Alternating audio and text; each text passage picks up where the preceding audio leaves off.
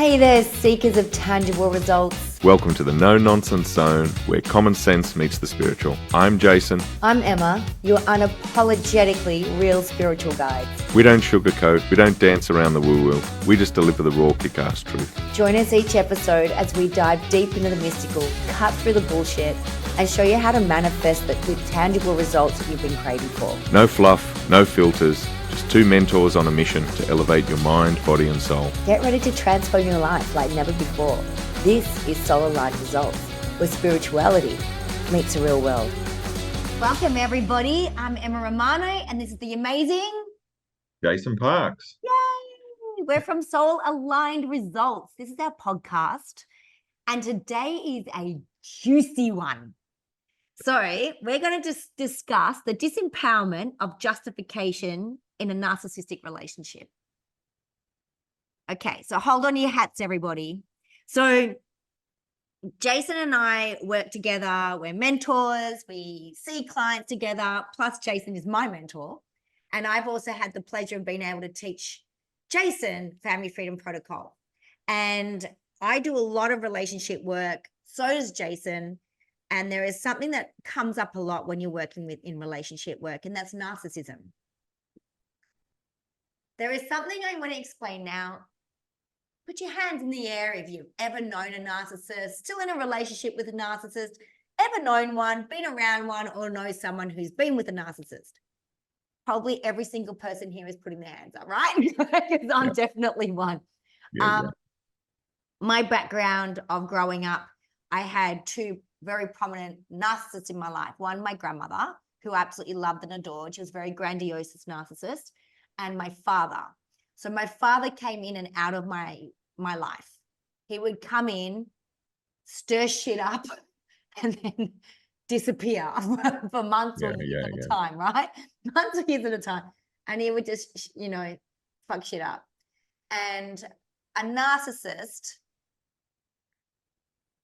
this is the sad thing about a narcissist. A narcissist can drop somebody like a hot potato if that person's not making them feel good or delivering to their ego.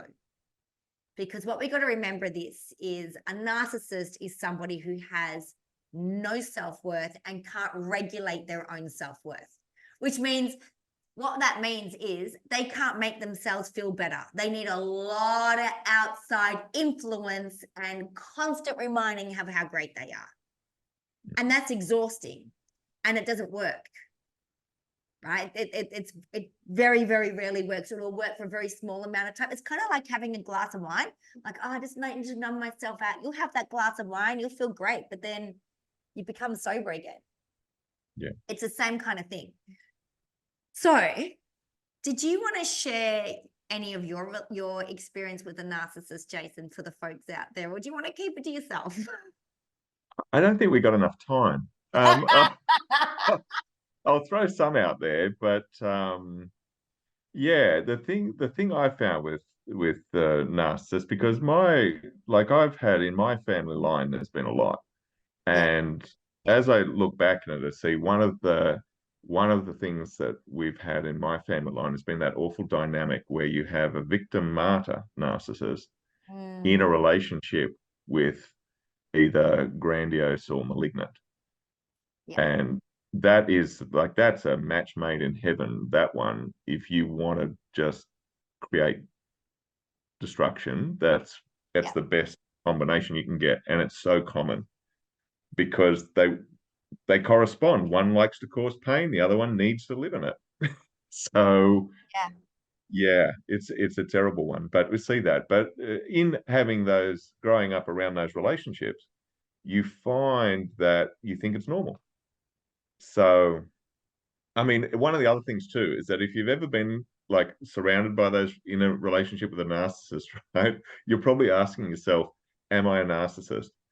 That's a really good question, because a narcissist literally cannot ask that question. So it's so true. It's so true. It's usually a good sign.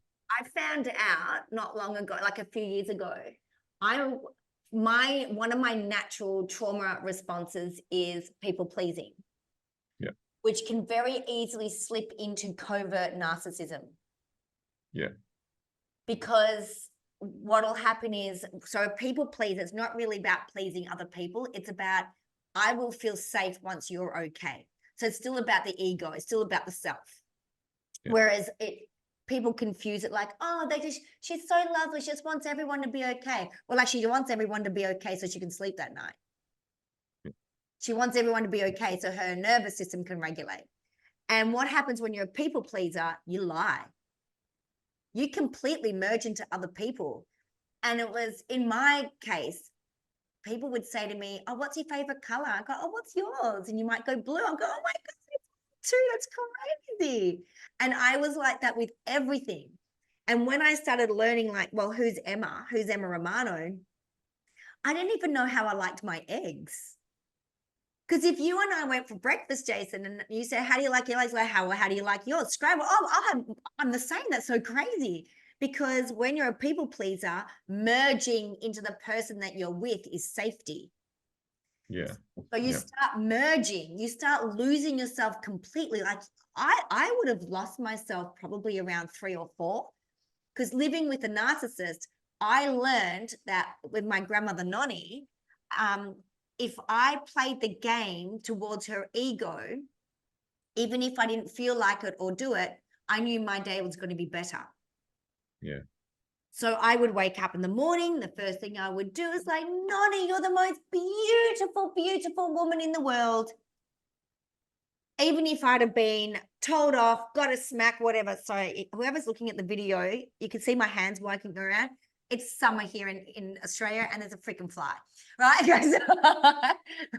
So whether I wanted to or not, and everything against my being, I wanted to yell at her, I wanted to ignore her or tell her to stop being nasty, I would still say, Nonnie, you're the most beautiful lady in the world. And then I could melt her and she would be good for a couple of hours.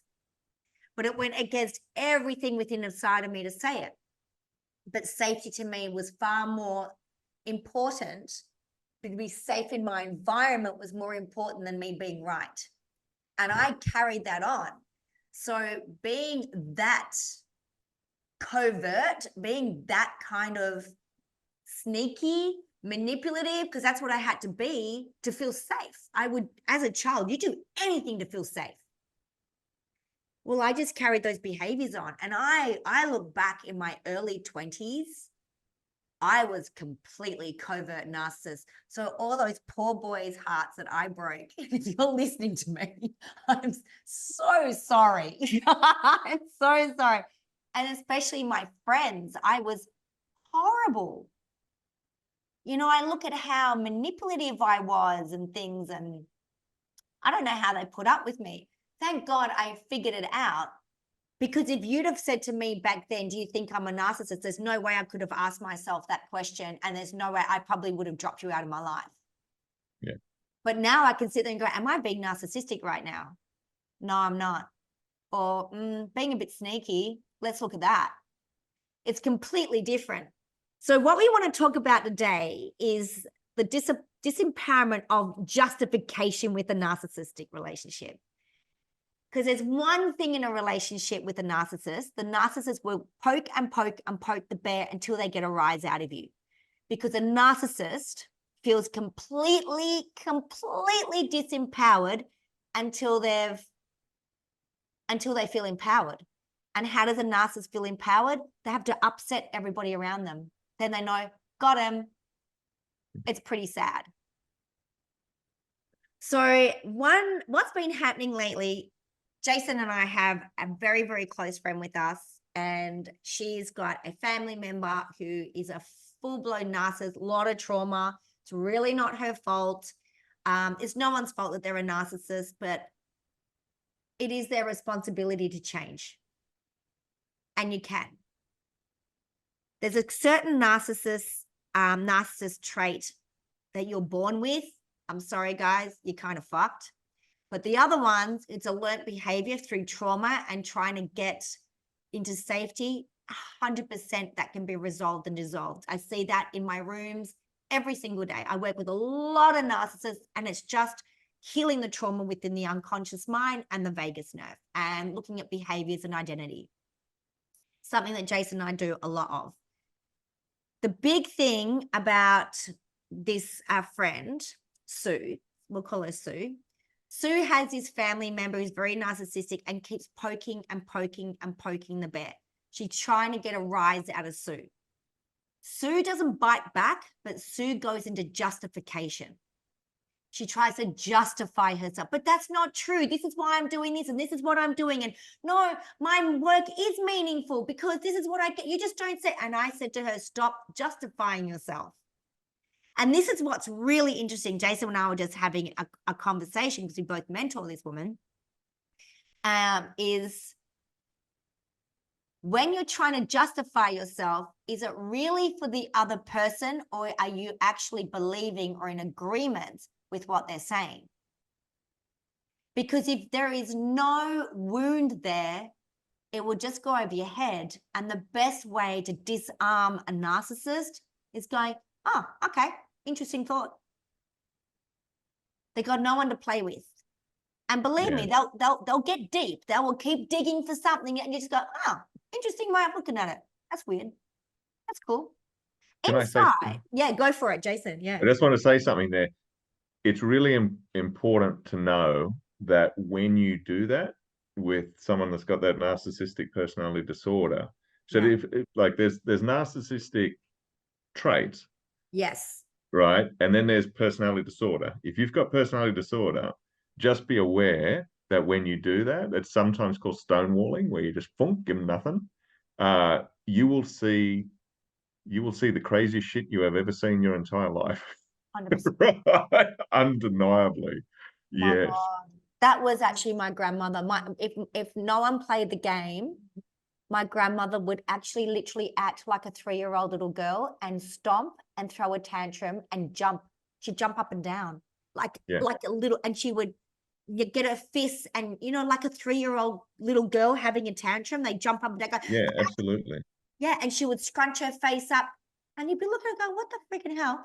And I remember my mum would call a doctor and they would give her a Valium shot. This is in the 70s. They give her a Valium shot in her ass and she'd be asleep. Yeah. It was kind of the only way you could calm her down. It was Yeah. insane. It's true. And if you're in a relationship with that kind of narcissist, I mean, if you can, don't choose it. Run. Well, you're not going to be able to change it. No, because you can't change them. You No, absolutely can't change it. You just, yeah, the only way to do it is by playing the game and boosting them and making them feel fabulous and having arguments all the time and trying to justify yourself. yeah. But if you're with somebody who it's been created, narcissistic behaviors due from trauma, don't play the game. Don't play the game, and see if they're open to help, because you can 100. I mean, I'm going to say it out loud because you know what? We're going to piss people off here. I'm going to piss people off. Counseling, psychology, and psychiatry does not help a narcissist heal from their trauma. No, it doesn't work. And that's okay. It's horses for courses. That's right. Not everything cures everything. That's right. Exactly right. So with the disempowerment of justifying yourself with a narcissist, in a narcissistic relationship, one of the things you got to look at is this. If somebody's telling you can't, or you won't, or you don't, or you're useless or whatever, and you start going to justification, ask yourself, one, is it them you're trying to convince, or is it yourself? That's a big one. So our friend Sue is very auditory. So there's 5 main ways of people how they process information. I'm visual and kinesthetic. So I visually have to see things and I have to do it at the same time. And I'm very much an action taker. I'm kinesthetic. I have to touch, I have to hold, I have to feel things, stuff like that. I drive my son Jack insane whenever we go and look at cars because I have to touch it. He'll go, oh, look at the paint, and I have to feel the paint. It's like, stop touching the cars.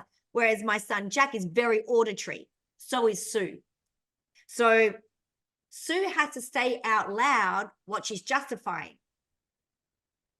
And I said to her, I went, the reason you're probably saying this out loud is so because you're auditory and your process auditory, like you have to hear something, is probably you have to hear it from your own voice to know that it's true.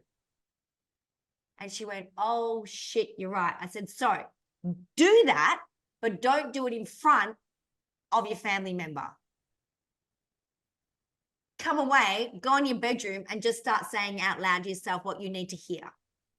And if somebody's visual, write it down, imagine it, or you can just picture it. No, they're wrong. This is who I am. This is how I feel. This is why I'm doing what I'm doing. And if you're kinesthetic, you'll actually need the evidence. You'll have to bodily feel the evidence in your body. So it'll be an action. So what I'm saying here, if somebody is saying to you, I don't know, you're not a very good reader, you're a crap reader, the narcissist, we're just doing something, menial here. Read out loud and comprehend it. So you're actually actioning it, because you have to be and do what you want to be, but don't justify it to the narcissist, because you won't win, because they can never, ever, ever be wrong, ever, because it's too much for them. And the reason why they can't be wrong and they have no self-worth is because of this deep sense of self-shame around themselves. And that's all the way from a conception to the age of 7. Something has happened between conception and 7. It's actually 3 months before conception to 7. That's when the shame is created. So it could be created like, father forced himself on mother and mother felt deep shame. Could be anything. And we'll never find out what it is, and you don't need to know what it is. It's big stuff. What's your take on it, Jason? I think, yeah, it's an interesting one, because I think I was saying before, it's like when you've been around that, you think that's normal. Yes. So the problem that comes with that is that the relationships you find attractive, the people that you feel safe with, are the people you find normal. And if that's where you grew up, you just go from one narcissistic relationship to the next one, to the next one. So even one of my most prominent spiritual teachers was absolute, grandiose narcissist. Oh, just what a nightmare.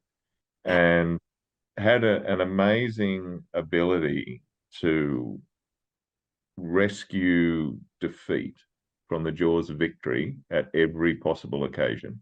Every time you thought you were going to win, he found a way to throw a spanner in it. And it was because of his safety. He said he was never going to win, because if he won, then he would be unsafe. And it's sad, really, when you think about it, because the quality of life that they create, the problem, it's like it's terrible if that happens. But the problem with that personality type is that they consume everyone else around them in order to keep afloat. Yeah.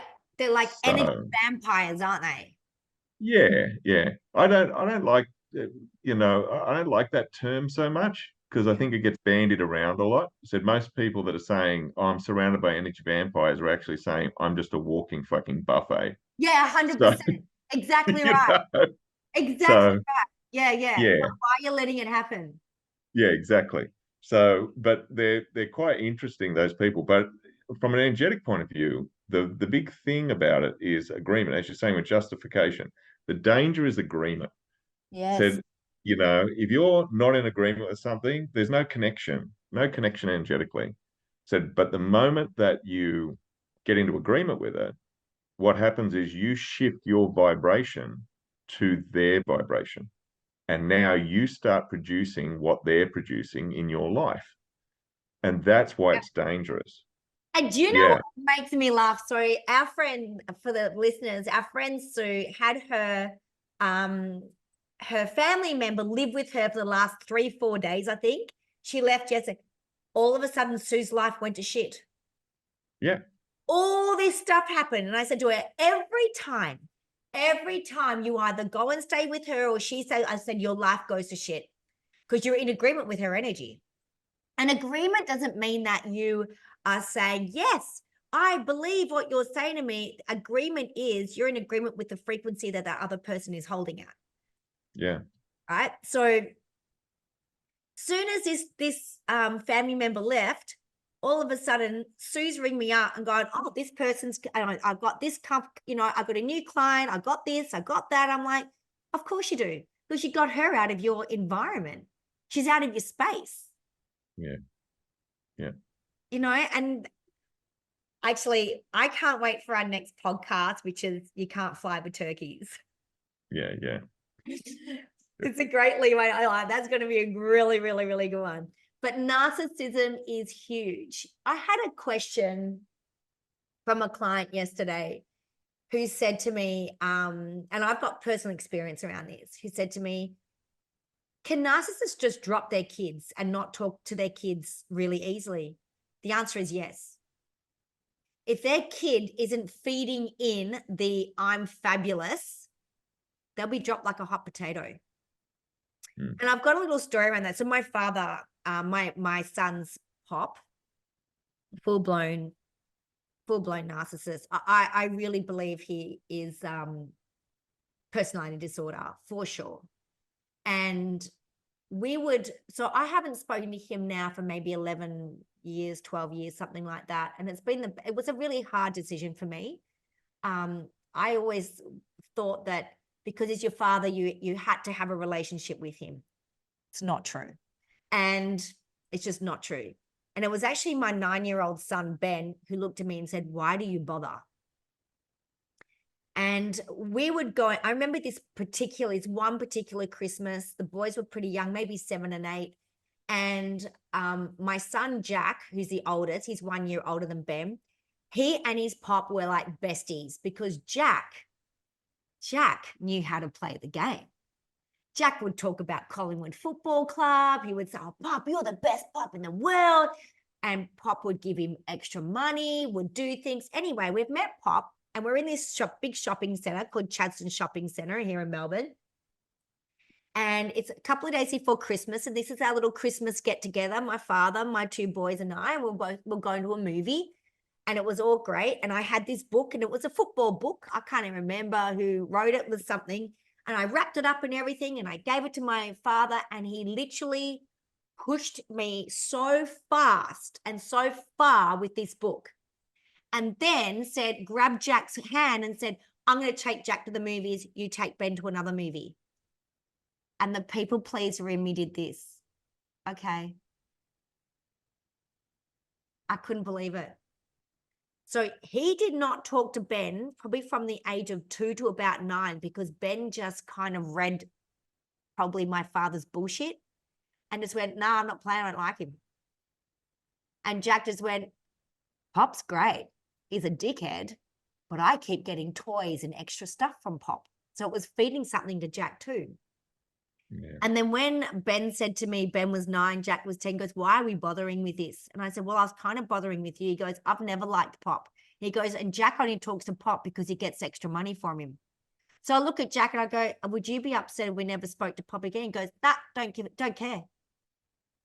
He goes, I don't get anything else out from Pop. He goes, that's it. He goes, it would be better if we didn't talk to him. And I was like, oh my God, it was the most freeing. But again, because of my people pleasing, I needed outside validation for that.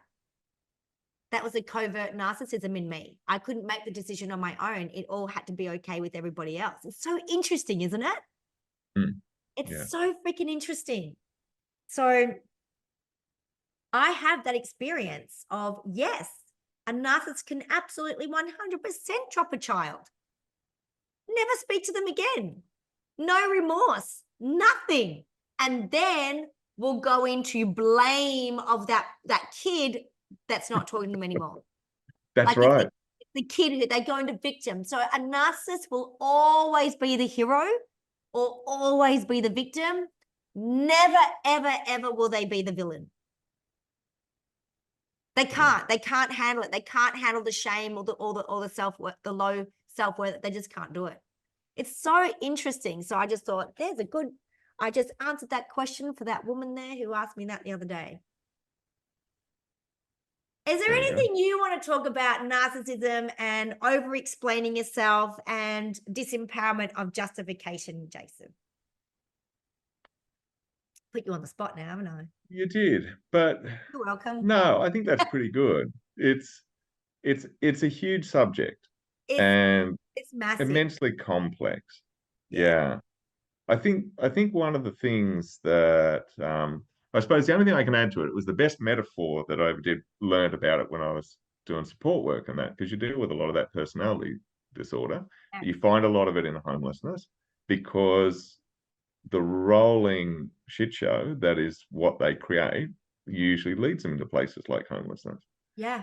And and one of the things about it, I think the best metaphor is to think about the way this is personality disorder. So with personality disorder, what you do is everyone is a remote control button. Mm-hmm. That's all it is. So it's not like you have a relationship with them. You're a remote control. When they feel like they are feeling a bit unsafe, they'll press a button and then they'll get a predictable response. Now, if they don't get a predictable response, pressing the green button, they'll press the red one and they'll press a blue one. And they just keep doing it and they just keep pressing buttons. And that's really like when you really observe the interactions with them, you realize that's what they're doing. They're just going through all the buttons. And if this doesn't trigger and that doesn't trigger and that doesn't trigger and that doesn't trigger, they keep going. Yeah. So I had an interaction one time where I stonewalled a person Mm-hmm. and it was 40 minutes straight of the most crazed button pushing you have ever seen. Yeah. And it was incredible. And at the end of it, the thing that was really sad is that they couldn't understand what had happened. And they Yeah. can't because it's Right. not there. It's Yeah. just not there. So if you think about it, I mean, the perverse part of it and the sad part of it is that the predictable response is the safety. It doesn't have to be good.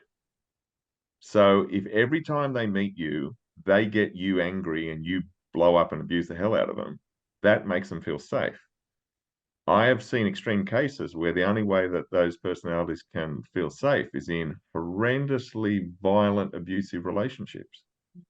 It said it's terrible of what they go through, but that's their remote control.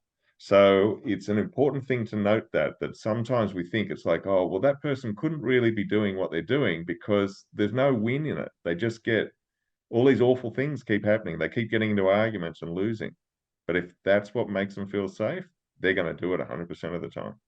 Yeah. And often it's because if they create the fight, they're in control of it. And the Exactly right. control is the safety. Even though it's Yeah. an argument, it's horrible. It is the control is in that. It's Yeah. incredible, isn't it? It's amazing what the unconscious mind decides to do just to survive, Yeah. It's extraordinary. you know? So let's swing it back around. Let's Okay. swing it around. Let's swing it around for a minute because we want to leave things on a thinking about what we want. So in that, because that is an immense rabbit hole, that one, when you start looking at it. So the big thing is really it's like, okay, if I'm finding myself in that situation where I'm justifying, then it's just remembering that it's like, okay, really we don't have to justify to anyone. I know theoretically we understand that, but there's a reason that we don't have to, and that is because of agreement. And if I'm putting energy into what I'm creating, and I think it's of value, then that is its own justification. The results that I create in the world are the justification of what I do. If I have to explain it to people, then I've actually lost that connection. I've lost the integrity of that energy. And so even though, there's a lot of factors to it, it's really important to understand that when you're creating your work and that works in alignment with your own soul purpose that you set up, that's divine work. I said that's doing the big picture work. So it doesn't matter whether that's, you parenting your children or you're just cooking dinner. If it's in alignment, it's part of a much bigger picture and you see it by the way in which it fits with everything else. So whenever you're in that situation where somebody's saying what you're trying to create isn't as important as my pain body, so that's actually what it costs. So, bring your focus back. The moment you notice, just bring your focus back and you say, this is what I want to create now. This is what I'm doing now. Yeah. And that, my friends, is Jason Parks. Oh.